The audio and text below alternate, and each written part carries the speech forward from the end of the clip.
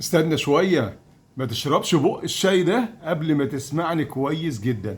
كيس الشاي الصغير اللي انتوا شايفينه جوه الكوباية ده اتقال عليه كلام يخض. واحد يقول لك ايه ده مليان ديوكسين وبيجيب سرطان، وواحد تاني يقول لك ده انضف وامن بكتير من الشاي السايب. طب مين فيهم كلامه صح ومين فيهم الغلط؟ ويعني ايه كلمة دايوكسين دي اللي احنا بنسمع عنها كل شوية وكتير؟ وايه حكاية الميكروبلاستيك وعلاقته بالشاي الفتلة؟ وايه حكاية الشاي المغشوش بأسماء تجارية مشهورة جدا؟ النهاردة ان شاء الله هقول لك الحقيقة من غير تهويل ولا تخويف، وفي اخر الفيديو ان شاء الله هقول لك تشتري ايه وتبعد عن ايه. يلا بقى جهزوا كوباية الشاي المتينة اللي عارف انت مصدرها ايه واللي من غير سكر، ويلا بينا. يا ريت بقى اللي مش مشترك في القناة يشترك ويدوس على زر الجرس حتى يصله كل جديد، وندخل في الموضوع ونقول بسم الله والصلاة والسلام على رسول الله. نبتدي بأشهر كلمة اللي بتتداول بين الناس والناس خايفة منها جدا جدا، وهي كلمة الديوكسين، يعني السموم يعني اللي بتخوف الناس. الديوكسينات دي معناها ايه؟ نفهم معناها ببساطة، ببسط العلم ده كده ببساطة خالص، وهقول لك اسمعوني كويس. الديوكسينات دي مواد شديدة السمية، والوكالة الدولية لأبحاث السرطان فعلا صنفتها كمادة مسرطنة للإنسان. طب إيه علاقتها بكيس أو باكت الشاي؟ إيه علاقة الديوكسين بكيس أو باكت الشاي ده؟ أنت كده خوفتنا. منظمة الصحة العالمية بتوضح إن الديوكسينات دي ممكن تنتج، خلي بالكم ركزوا معايا في الجملتين دول، ان الديوكسينات دي ممكن تنتج كمنتجات جانبية غير مرغوبة في بعض العمليات التصنيعية، زي تبييض الورق، زي تبييض الورق بالكلور. خلي بالكم ركزوا على كلمة كلور دي 100 مرة. يعني العمليات اللي بيبيضوا الورق بالكلور هي اللي ممكن ينتج من عملية التبييض نفسها الديوكسينات. يعني تلاقي الورقة بتاعتها أبيض ناصع جامد، لكن هذه الطريقة اللي هي تبييض الورق بالكلور دي أو بواسطة الكلور الحر، يعني في تقنيات أخرى غير الكلور في الوقت الحالي بيستخدموها، زي بيستخدموا اكسجين او الهيدروجين بيروكسيد او الاوزون بيستخدموه مكان الكلور. اذا الكلور ده كان وسيله كانت موجوده قبل كده،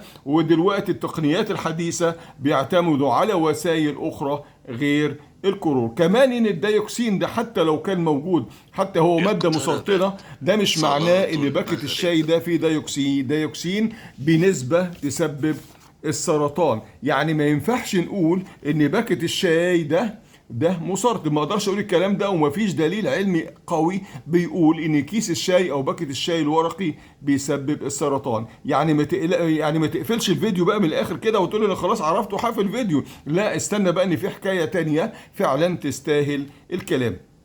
بص كده على ورقة الشاي، هل هي ورق ولا بلاستيك؟ اللي معايا دي اظن انها ورق، لان بعض اكياس الشاي النهارده الحديثه معموله من البلاستيك او منتجات من منتجات البلاستيك، وخصوصا الاكياس اللي هي الهرميه. يعني مش معايا دلوقتي في اكياس كده شكل الهرم كده، والشبكيه ممكن تكون مصنوعه من البلاستيك زي النايلون كده. يعني الباحثين اختبروا الاكياس دي في الشاي، اختبروها حطوها في الشاي درجه حرارته 95 درجه مئويه، لقوا كل كيس محطوط في الشاي ده، تخيلوا عمل ايه؟ اطلق 11.6 مليار جسيم ميكرو بلاستيك في الكوبايه، و3.1 جسيم نانو بلاستيك في نفس الكوبايه، في نفس الميه اللي هي ايه المحطوط، نفس الكوبايه اللي محطوط فيها الميه السخنه. تخيلوا كميه الميكرو بلاستيك والنانو بلاستيك اللي اطلقت من باكت واحد مصنوع من البلاستيك. ارقام فعلا فعلا تخلي الواحد يدوخ كده ويقول انا بقى مش بشرب شاي، ده انا بشرب مصنع بلاستيك بقى. لكن استناني بقى كده، ما تقلقش برضه، ما تقلقش قوي، يعني ما تقلقش برضه. لازم نكونوا علميين. يعني الدراسه لم تثبت حتى الآن إن شرب الكم ده من الميكروبلاستيك في كوباية الشاي ممكن يسبب سرطان، وقالوا إننا محتاجين دراسات أكتر لمعرفة التأثيرات طويلة المدى على الإنسان. لكن هنا بقى نستفاد إيه من الكلام ده؟ يعني لو عندي باكت شاي معمول من ورق وباكت شاي معمول بلاستيك، لا انا اروح للورق واتفادى البلاستيك، لان ما اعرفش كفايه علينا الكميه الميكرو بلاستيك والنانو بلاستيك اللي احنا بناخدها طول النهار وطول الليل من المصادر التانية، سواء كانت في الهواء ولا في الاكل والشرب والميه. كل ده احنا بناخد منه ميكرو بلاستيك، والاحتكاك بالبلاستيكات والاكياس. على فكره اللي انا عامل فيديو عن الميكرو بلاستيك، اللي عايز يقول لي هبعت له الرابط بتاعه. فكفايه علينا المصادر التانية بتاعه الميكرو بلاستيك، لكن ده احنا عارفين انه بلاستيك، فما فيش داعي ان احنا ايه ناخد منه عشان ما نزودش الطين بله. لو هو ضار يبقى ما نزودش الضرر. طب ازاي طيب اشتري شاي سايب ولا اشتري شاي فتله؟ في ناس بتحب الفتله، ما بتعرفش تحب تشتري او ما بتحبش تشرب الشاي السايب. وفي ناس العكس، لو سايب اشتري، ولو سايب اشتري الخشن ولا اشتري الناعم، ايهما افضل؟ ده سؤال برضو الناس بتقوله. ما تصدقش اي حد بيقول لك ان الشاي الخشن فيه مضادات اكسده اكتر وفيه فوائد اكتر من الشاي السايب الناعم. وفي ناس بتقول لك بلاش الباكت لانه سواء كان خشن، يعني ما تصدقش اللي يقول لك الكلام ده. الشاي سواء كان خشن او ناعم او باكت، لو كان من مصدر كويس جدا يبقى الفوائد بتاعتها واحده، مفيش اختلاف. لكن من الناحيه العمليه الشاي السايب الخشن او الشاي السايب بصفه عامه في ميزه مهمه. الشاي السايب اللي هو محطوط في باك في باكو كده، دي في ميزه مهمه ان احنا بنشوف الشاي بعينينا، مش عارفين الشاي الباكت ده. انا ما اعرفش الشاي الباكت ده ما جواه ايه، يعني هل ده فيه تراب جواه ولا قش ولا ايه، انا مش شايف الشاي خالص. لكن الشاي السايب انا شايفه بعينيا، دي الميزه الموجوده. ولكن لو سالتني انا انت تفضل ايه، انا افضل الشاي السايب الخشن ثم الشاي السايب الناعم، وبعد كده اختار الباكت او الفتله. انا عن نفسي ما بشربش الفتله دي بتاعت ولادي يعني. ونيجي بقى للكارثه اللي احنا كلنا مستنيينها دلوقتي عشان نعرفها، وهي غش الشاي. شركات كبيره يا جماعه معروفه كبيره جدا، الشركات دي عمرها ما هتغش الشاي بتاعها عشان سمعتها واسمها في السوق، مش هتغش الشاي بتاعها. لكن لما الاقي نفس الشاي هو شركات تانية تحت بير السلم بتنتجه، هي دي المشكلة. المشكلة ان في مصانع تحت بير السلم بتقلد الشركات الكبيرة طبق الاصل، يعني بنفس التغليف، بنفس الورق، بنفس الباكو، بنفس البيانات، كل حاجه. حتى عنوان الشركه بيحطوا عنوان الشركه الاساسي، يعني اللي هو الاساسي، عشان بيقلدوه بالظبط. يعني المصانع دي بتشتري شاي مجهول المصدر طبعا، وتعبيه في عبوات وتغليف طبق الاصل زي الشركات الكبيره.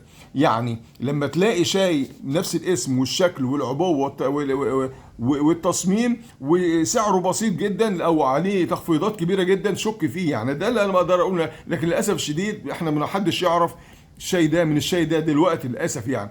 يبقى افضل حاجه ان احنا نشتري من مصادر موثوقه. ليه مصادر موثوقه؟ المحلات الكبيره ما بتشتريش من اي حد، بتشتري من موردين. الموردين عندهم بطاقات ضريبيه وعندهم فواتير وعندهم حاجات من دي، فبيثبتوا المصدر اللي جاي منه الحاجه. لكن المحلات الصغيره دي بتشتري من اي واحد معدي بيقول له انا عندي شاي في عروض عليه النهارده اشتري، فبينزل له شاي عليه عروض، وهو ما بيعملش عروض حتى للمستهلك العادي، لا بيعمل عروض للمحلات، والمحلات بتبيع للاسف الشديد من غير ما ياخد فواتير ولا من غير ما ياخد اي حاجه تثبت هو جايب الشاي منين بالظبط.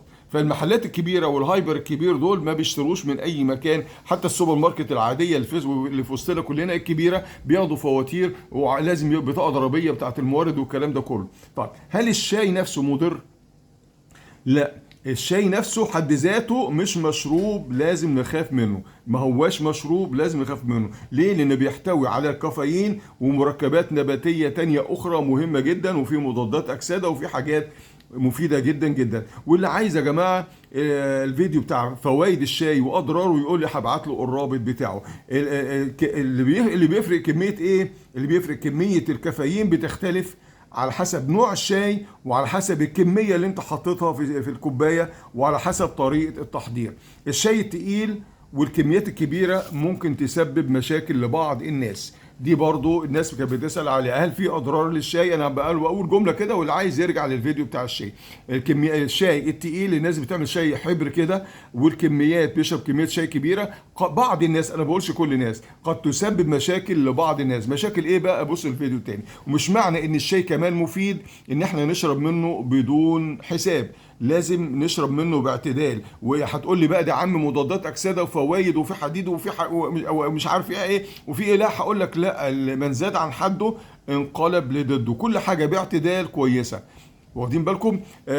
قولوا لي في التعليقات بقى، اللي عايز الفيديو الشاي ده يقول لي، هبعته له في التعليقات. الخلاصه يا جماعه، باكت الشاي مش بيسبب سرطان. مفيش دليل بيسمح لنا ان احنا نقول انه بيسبب سرطان، وان كل كيس شاي بيحتوي على كميه خطره من الديوكسين اللي بيقولوا عليه ده. وفي المقابل بعض اكياس الشاي البلاستيك ثبت انها بتطلق كميات كبيره من النانو بلاستيك والميكرو بلاستيك، لكن التاثير الصحي على المدى الطويل ما زال تحت البحث، ولازم لم يتاكدوا من الكلام ده. قولوا لي بقى في التعليقات، انت حضرتك بتشرب الشاي السايب ولا الشاي الباكت؟ وتشرب الشاي خفيف ولا تقيل؟ وتحب الشاي الخشن ولا بتحب الشاي الناعم؟ ولو حضرتك استفدت من الفيديو ده يا ريت ما تبخلش بيه على غيرك، فتدل على الخير ايه تفعله، يعني تشيره في الجروبات وفي صفحتك الشخصيه وفي جروبات العيله والجروبات العامه، حتى تعم الفائده وننشر الوعي الصحي والغذائي في المجتمع. كنتم في قناتكم تثقيف غذائي وصحي مختار سالم قمر، اللي دايما بنهتم بكل تفصيله لصحتكم واكلكم وشربكم ولبيت خالي من المتاعب. اللهم علمنا ما ينفعنا وانفعنا بما علمتنا وزدنا علما. اللهم اجعل هذا العمل خالصا لوجهك الكريم، واجعله في ميزان حسنات كل من شاهده ونشره ابتغاء مرضاتك يا رب العالمين. ما تنسوش بقى تدعوا لي وتصلوا على النبي صلى الله عليه وسلم في تعليق، ودعموا القناه بالشير واللايك وتعليقات حتى لو خارج المحتوى، وانا ان شاء الله هرد على كل تعليق. اشكركم والسلام عليكم ورحمه الله وبركاته.